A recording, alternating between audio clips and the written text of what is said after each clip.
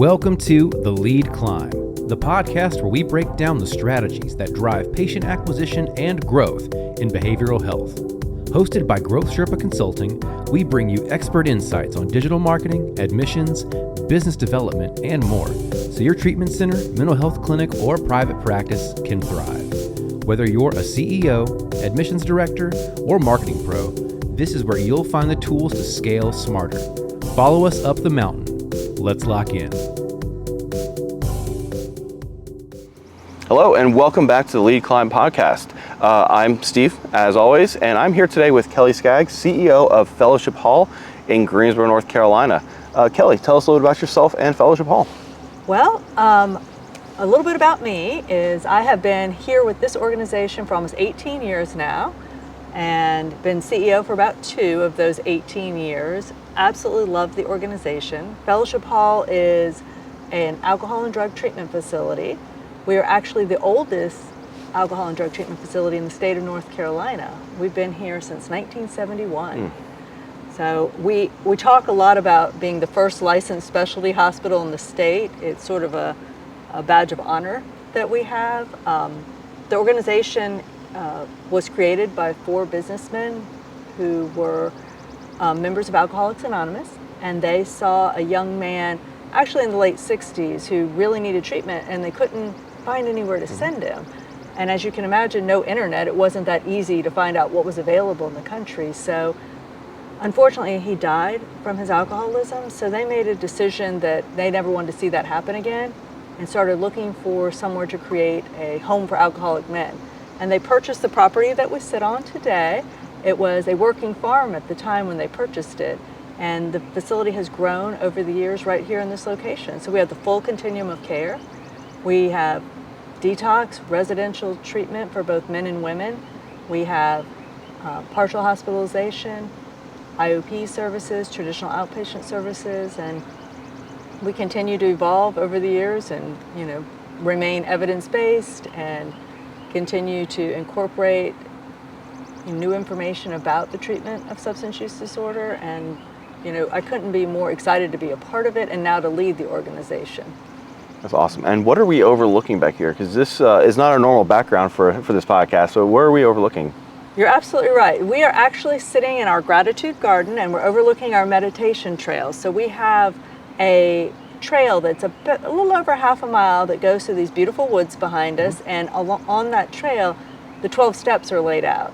So folks can walk the trail, enjoy some nature, and they can step off into landscaped areas that represent each of the steps. For instance, on step 1, there's a granite tornado, and it just represents what the disease of substance use disorder can do in folks' lives. So it's really a peaceful place for our, we call our patients guests here. Our founders are very intentional that everyone who comes here for care is treated as a guest. And, no one's here not voluntarily. Everyone who comes to treatment at Fellowship Hall comes voluntarily. They can leave at any time if they choose to. And we just want the space, both in the facility and on the grounds, to be restorative for folks. Awesome. Yeah, and so you mentioned, it's been a few years now since you stepped into the role of CEO. Did you have any aha moments where maybe previously as clinical director you didn't necessarily have the visibility, but now all of a sudden you step into the role and you're like, oh, that makes so much more sense, or oh, that's why we were doing things? What sort of aha moments did you have stepping into the role of CEO here? Gosh, there are so many. I don't even hardly know which one to pinpoint, but I'll tell you, I think with any job, because I came to Fellowship Hall in the role of a family counselor and then became the clinical director and now the CEO. And with each evolution or climb, what's been interesting to me is you can look at someone else in a role and think, if I were in that position, I would do X, Y, and Z. And I think that's true whether you are working in any industry. You're looking at the person above you and you're thinking, oh, I don't agree with that decision, or I wish if it were me, I would do this. And then when you step into that role, as you said, there are those aha moments where suddenly you're like, oh, I get it now, or I understand, or I may still not agree with the decision, but I understand how it came. The context makes Absolutely. much more, yeah. Absolutely. And, I think the biggest transition for me from going from being a clinician into any leadership role within the organization is, as a clinician, you're really charged with caring for the guests or patients before you. These are the individuals you're most responsible for. When you transition into a leadership position, not only are you still responsible for those guests, you're also responsible for the staff or the folks that report to you, and not just the folks that report to you. Really, if you're the director of the clinical department, the medical department, admin, you're really responsible to all the staff. And then as you step into a leadership role like CEO of an organization, that becomes even more highlighted, the responsibility. Because if we're not caring for the folks, caring for our guests, then the wheels fall off. Right.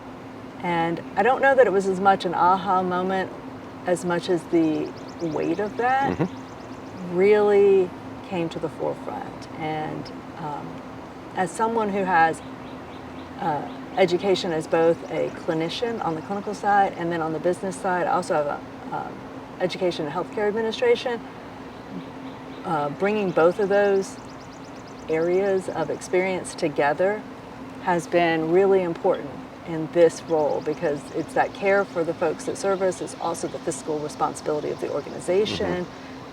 It's all those pieces being tied together. So you and I had talked before about imposter syndrome. I think that happens at times, and then having just the experiences to fall back on. And in this industry, one thing that I have found to be really special is that it's very collaborative. And so I have other colleagues in the same role at other organizations that I can lean into, and that has been invaluable support.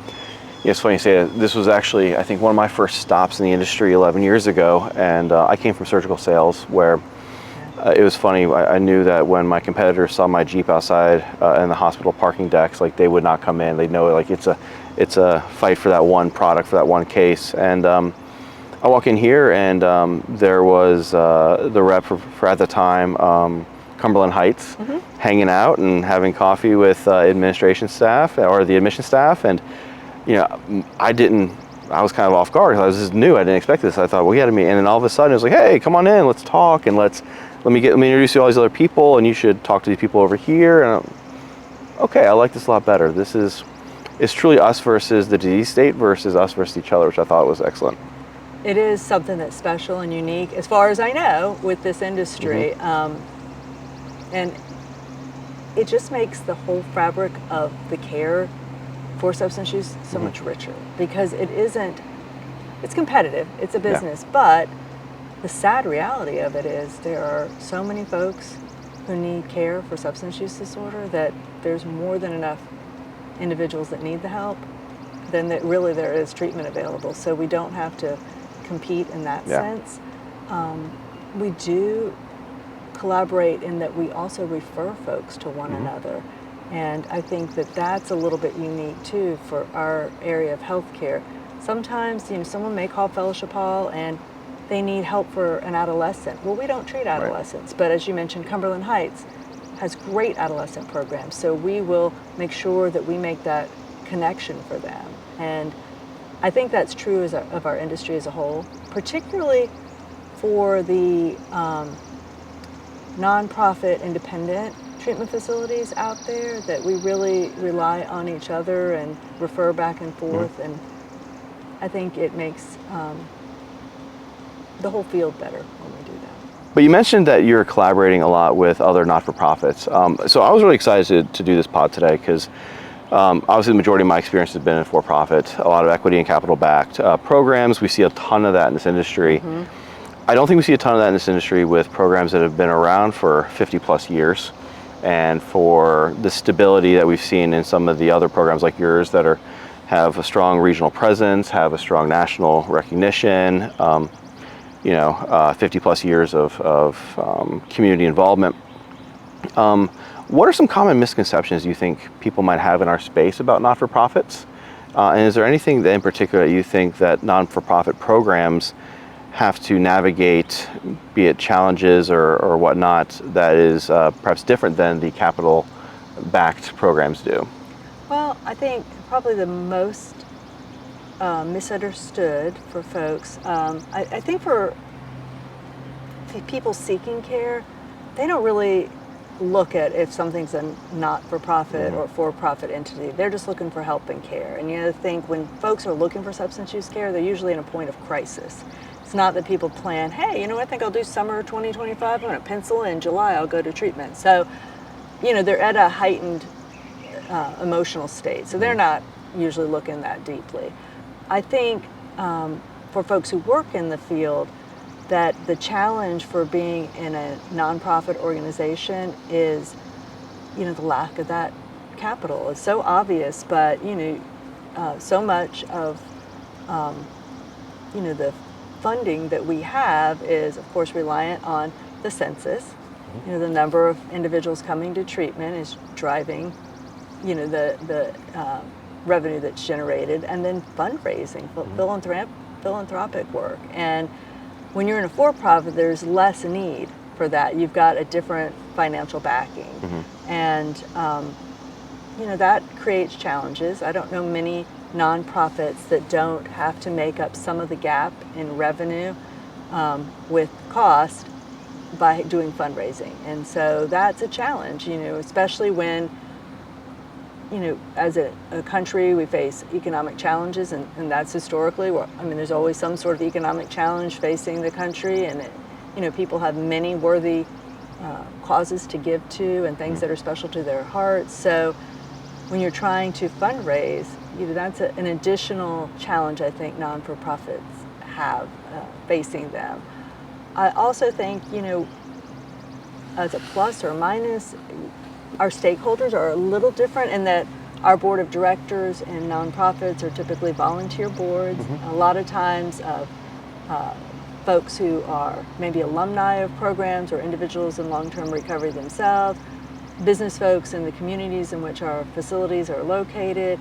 Fortunately, one of the benefits coming out of COVID was that I think as an industry, we realized, hey, our reach can be a little greater because we have this ability to do virtual meetings. So I know for Fellowship Hall, that's been great. We've been able to recruit folks for our board that aren't necessarily in our state, but have a lot to contribute. So, that's been a one plus that's come out of this, as well as, that virtual aspect for care for folks as well. And meetings for those who attend 12-step or mutual self-aid groups, have the opportunity to expand the reach on that too. So nice. Now, you mentioned change a little bit. So for a program that's been around for 50 years, I'm sure there's a lot of tradition, beliefs, core culture values that have sustained throughout the decades, right? Yes. One of the things I always talk about in leadership is the ability to have good change management, because it's inevitable. As much as we want to keep certain things stable and as they were, the world and environment moves around you. How do you navigate that especially with the history of a program like this, and I'm sure your staff similarly has been around for a longer tenure than a lot of other programs have been out there. How do you navigate change management when you see change has to come on the horizon, and it might be perhaps not contradictory to what you've been doing, but adjacent, we could say? How do you navigate that? That's a great question, because change is hard for anyone. I think for programs like Fellowship Hall and programs that have been around, as you say, for decades, that sometimes change can feel a little more scary or threatening for folks, because if you've found your recovery in an organization, then something changes about the organization, it creates feelings for folks. And even folks who are working in the organization, as you pointed out, another leader told me a long time ago, and this has stuck with me, I think it's some of the best advice, is if you're going to manage change in an organization, the first thing folks want to hear is what's not going to change. Lead with what's not going to change. And for instance, we are primarily abstinence-based 12-step model of treatment is what we were founded on. And so if we're talking about something like incorporating medication-supported recovery, like Suboxone and things like that, that's pretty threatening for folks in a traditionally abstinence-based model of treatment. So starting with, we are still a 12-step abstinence-based model of treatment, letting people know that's not going to change. But what we're doing is looking at the science. We're looking at evidence-based treatment. What we know is that individuals struggling with opioid use disorder who have access to medications such as Suboxone can help them get established in recovery as they move towards perhaps one day being completely abstinent, which is our goal as a treatment facility, is to help folks live a life free of mood and mind-altering chemicals. We're going to give them the tools, and we're going to help get them on that road. But we know that there are things that exist now that just didn't exist 50 plus years ago. And so I think managing through change is helping folks understand what isn't changing before you start talking about what is changing, and then lay it out. People want to know not just what's going to happen, the how and the why behind it. One thing I learned from another leader in this space was the communication piece, particularly with your staff and in an organization that runs 3 shifts and multiple buildings, cascading information for folks, because not everybody takes things in the same way. So I try to communicate in email form, which I think a lot of people do. But I also took this idea from someone else in another organization. I do a video for my staff every Friday. It's short. Very it's less useful. than 5 minutes. It is a one take. You get what you get. Some weeks are better than others, and I just communicate what's going on, change that's on the horizon, so folks can start hearing about things before you get that email that says, on Monday, we're going to do X, Y, and Z. This way people hear about things coming, and I think that helps a lot as well. And it puts a face with a name, because we're not as large as some organizations. We have about 150 to 175 employees versus organizations with thousands. But, if someone works third shift, they may not see me all that often. And I want folks to know they can come and ask a question. Or if a change is coming and they aren't as clear as they need to be on the why or how it might impact them directly, knock on my door, let's talk about it. I think that's important. You bring up a really good point. I really want to highlight start with what's not going to change. I had a leader decades ago, it's always stuck with me, say, Steve, consistency breeds confidence. I love that. And I've always taken it as like, okay, especially at that point in my career, I was in sales. So if I make the calls, if I do the presentations, if I ask for the business, if I do the calls, if I make the presentation, if I consistently do the same thing, I'll have confidence in my process. I really do want to highlight the topic you brought up of putting that first in the conversation. And having that boasted in front of the change manager. I just think that is such a helpful tool of helping, I guess, calm the anxieties versus the all these things are changing, but don't worry, we're going to stay the same. So really do love that topic for sure.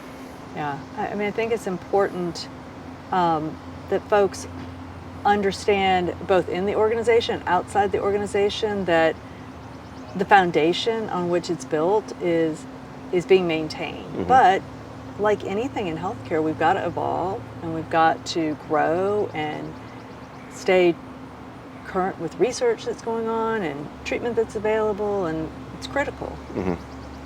Now, we were talking a second ago before the camera died again about If Disney Ran Your Hospital, the book. Love that book. I recommend it to any leader in healthcare. It's a great book. So many good takeaways from that. One of the things I loved was talking about going out and rounding in your hospital. Not only do you get to meet the staff, your staff hopefully, but that face-to-face, someone's more likely to walk up to you if they see you and walk in the hall and say, oh, Steve, hey, love this, don't love that, have you thought about doing this? So it's a great place to get ideas from folks, but also to look at your own facility through the eyes of a patient, or in our case, a guest. And what could be different? How could things be more inviting, more welcoming? You were talking about secret shopping and going in You said being admitted as a patient? Yeah, I've done this a couple times where I've been able to go into treatment programs and be admitted under an alias. His name's always Matt McGlon. He's actually a former coworker of mine who... now people are going to know if they get a Matt McGlon on their bed sheet. Oh, if it's me. And not being in recovery, it's actually kind of fun because I'll have like a drink and then go and blow like a .06 or something, .04, and they're like, oh, okay, it's legit, and go into treatment. But the first time I did this, I actually did this with someone who was 6 or 7 years in recovery already, and it gave me the opportunity to gain perspective. Gave me the opportunity to, once we went into treatment and went through the first night of detox, and then went through all the groups, and then AMA'd, grabbing lunch or coffee or whatnot, and sitting down and talking about the experiences from someone who was completely new to addiction treatment, behavioral health. It's someone who had their own personal journey, and comparing notes and comparing the discussions and having these different perspectives on things. And for me, that's why I always find important in outreach teams in particular, I really strive to have a balance of people in recovery and people not. I think that it creates better dialogues. It creates a better understanding for those who are not in recovery of the disease state in which they're trying to support. And I think it helps the people who are in recovery sometimes, who can tend to lead more towards the altruistic side of our space, understand the business components and the necessity to having certain just good business hygiene, good behaviors, good consistency. And so that sort of collaboration, I think, just fosters positive communication across the team. I think it's great. In full transparency, I'd probably be nervous, to have a conversation after someone's secret shop, because it's kind of like having a guest in your home. I want everyone who walks through the doors at Fellowship Hall to be greeted in a friendly, welcoming manner, which they are. They frequently talk about that initial experience, but you want things to be as perfect as they can be for someone. Because you think about it, nobody's come to treatment because they thought, oh, that sounds like a fun thing to do. I'll just go spend 30 plus days in a treatment facility. As I tell folks, when someone walks to our door, it's likely on the list of the 10 worst days of their lives, coming in for substance use treatment. So you want to be sure that they know they're somewhere safe with people they can trust.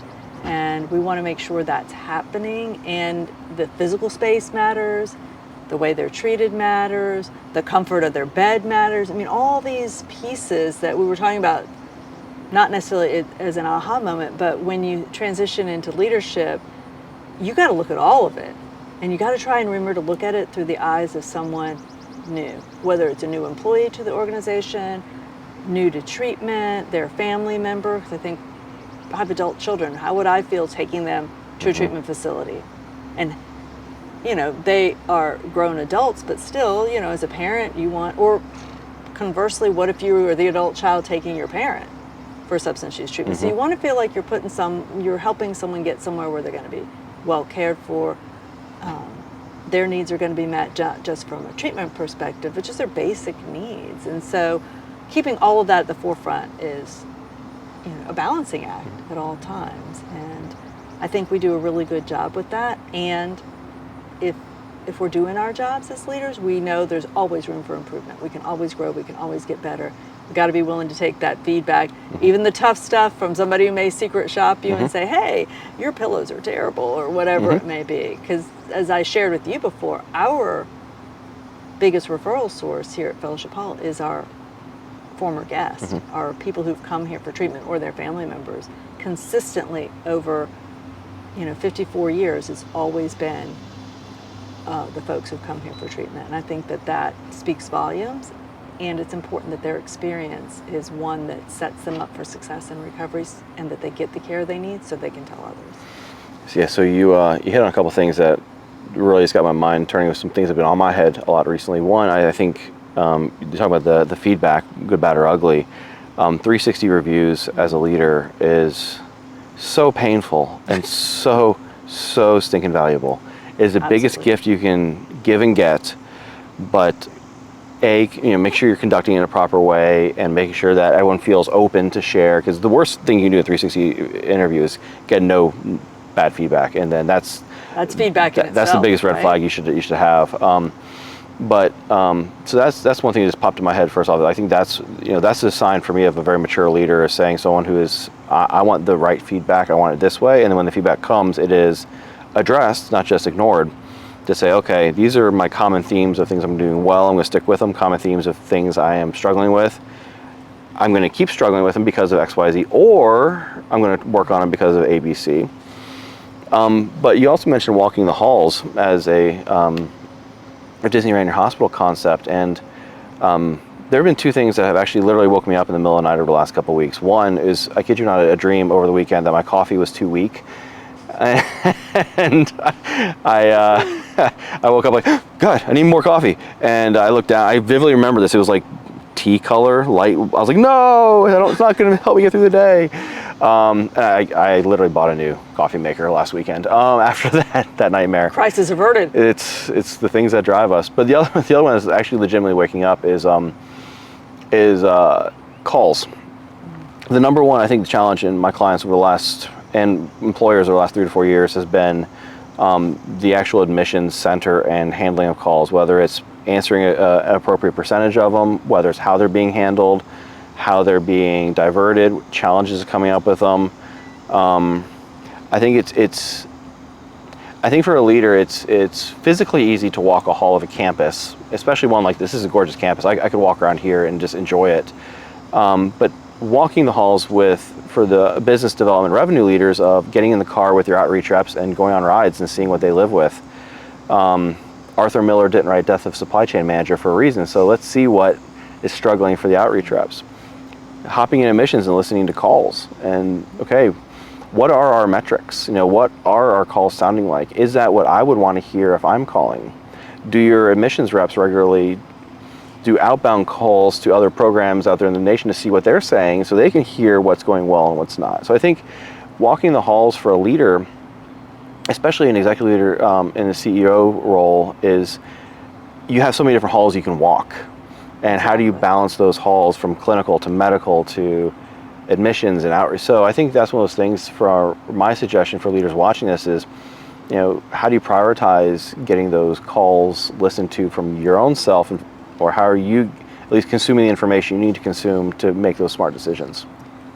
You brought up a lot of really good points. Listening to calls is something that I do, along with our director of business development also listens to calls. But I think it's such a opportunity as a leader. We had talked earlier about common language. Our leadership team does something called an Enneagram. For those who are familiar with it, it puts you on a 1 to 9, what's your Enneagram, and that gives us a common language. It's a great place to filter feedback you get from a 360 through, because I know some of my areas of growth. There will always be areas of growth, so it helps kind of filter feedback and take it in and apply it more effectively, so that's helpful. But I say all that to circle back to the calls, because when I listen to calls, I'll hear an admissions rep talking to a potential guest to Fellowship Hall, and I might think, oh, I wouldn't have said that, or I said it like that. And I have to realize as well that I'm listening it through my filter. That would be what I would say, but that doesn't mean it can't be said the way the admissions rep did. So we don't go by scripts because we don't feel like that works as well, but we do have certain things that we want to communicate to folks. One thing I think our admissions team has been great about doing is going where the person calling needs or wants to go, which is wonderful. As you said, an organization that's been around as long as we have people who have been in those roles for a long time, which is a plus and a minus, honestly. It's great because they know the program, they're able to speak to it. Some of them are actual alumni of the program, and we can also get comfortable. Any role you can get too comfortable. So I do think listening to calls, we, for a year, we're having our admissions team secret shop by an outside source, which I thought was really helpful. Again, not always fun, because sometimes you get feedback, you're like, ooh, I didn't know that was happening. Or the person getting the feedback, that's hard sometimes too. If someone says, hey, do you know you never said this, or you brought this topic up very early in the conversation, or you sounded rushed, or things like that. But again, always an area for improvement. So we want to keep working on that. That's individuals' oftentimes first engagement with us. So it's one of the most critical areas of an organization. And we've spent a lot of time looking at and working on SEO, websites, Google advertisements. You know, I was saying to you, generative engine optimization, GEO, was a new learning avenue for me recently, finding out more about that. So always taking that in and working on it and drilling down on it, it's great.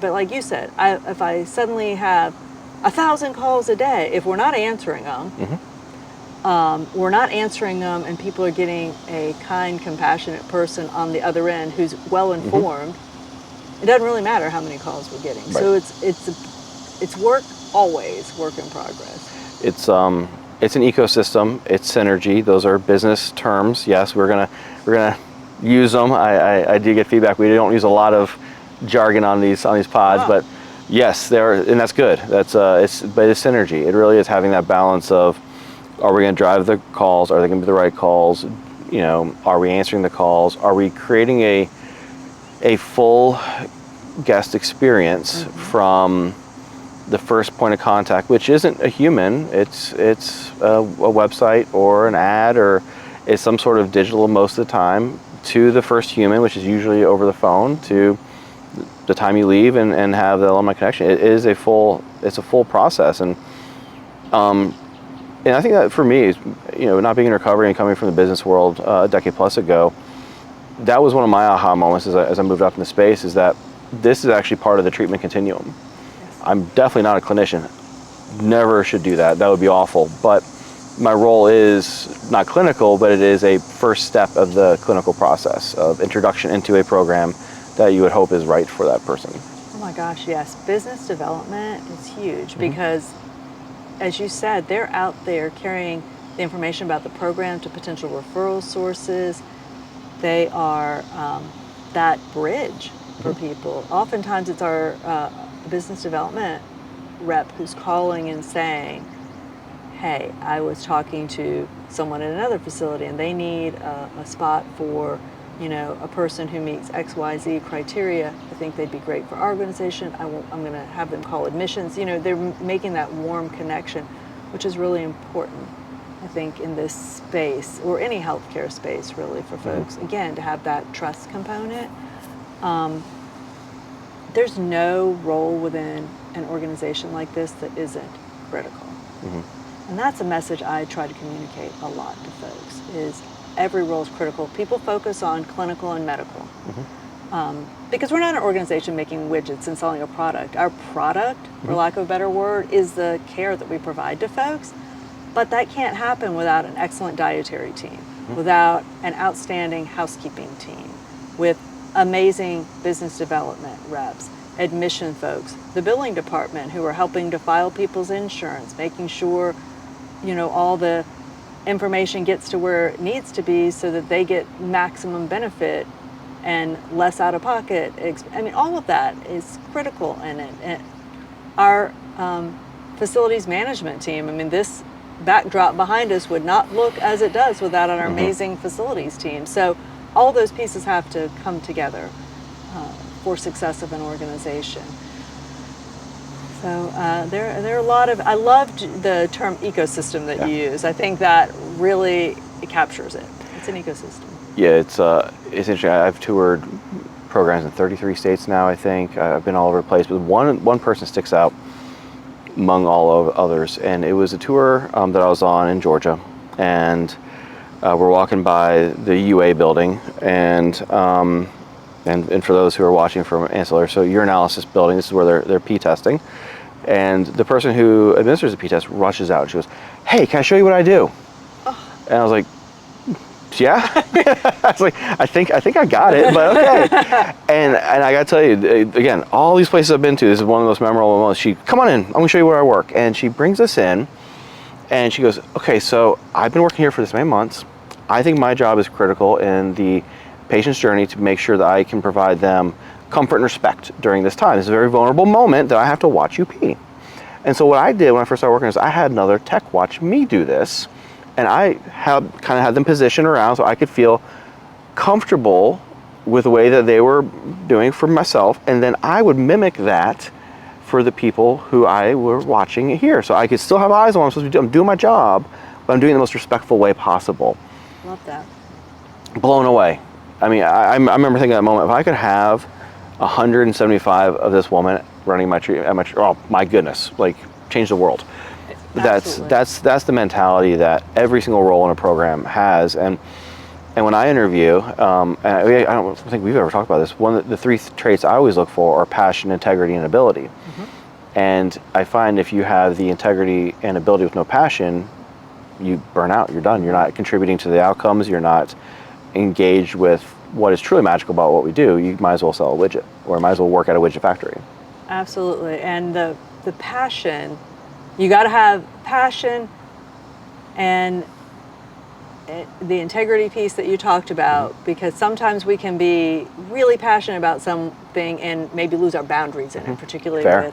With substance use disorder treatment. Mm-hmm. But one of the great assets at a facility, I think, are when you have alumni who also work in the organization. Mm-hmm. And we have a lot of folks who are alumni at Fellowship Hall who work here in various roles throughout the organization. We also have a lot of folks that maybe they didn't come to this treatment program, but they went to treatment and they came to our organization in a role.